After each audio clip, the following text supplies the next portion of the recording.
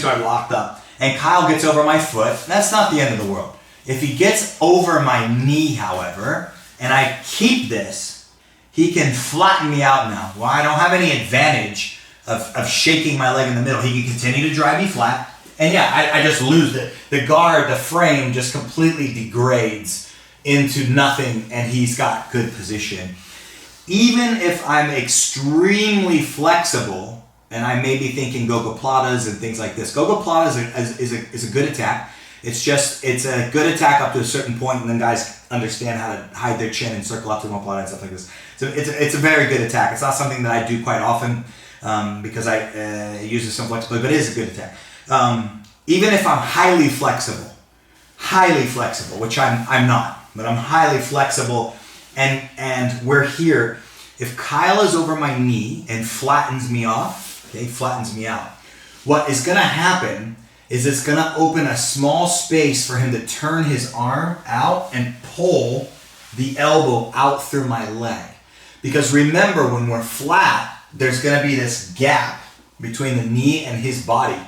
And it's going to make enough space for him to turn his arm and slide it out. So my gogoplata may feel horrendous for a very short time, and then the arm's going to slip when I get flat. Can't be flat, okay? I can't be flat and have this leg dominated over my knee line. That's not good. So when we're here and the knee line, and he gets over my knee is compromised. As he's driving back, it's time for me to let go. Okay, now my right foot, where I prefer to have it, is go down on the thigh. And you can see if Kyle lifts up, it's got heel in, toes out. That's for me, that's where I like to have my foot. Okay? So that goes early. I say, okay, the guard is done. My right foot goes on the thigh. My left arm is going to go frame this arm over here because he is moving into the half guard. So as Kyle moves up into the half guard, we're going to catch him with a frame, and my left arm is going to capture this far armpit. Okay? Now we could also look for an overhook, but I find that the far armpit is a much better way to hold him at bay than an overhook. An overhook can actually invite him in deeper, and I don't want to do that at this point. I'm already on my left hip. I want to stay there. So what we're going to do now is we're going to assume that there might be enough space for me to move my hip away. And I like to use, if you can, keep your leg on the thigh. Use your training partner to move your hip away.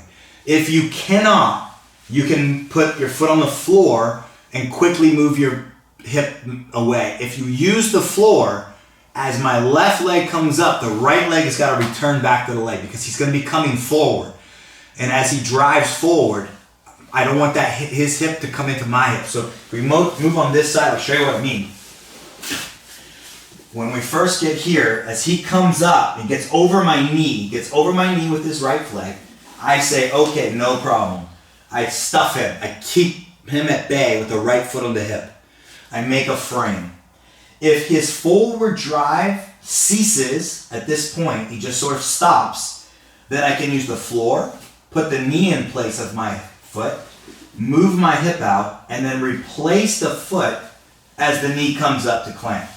If he is driving forward hard, use him to move your hip out. And then we're gonna go right into clamp now, okay?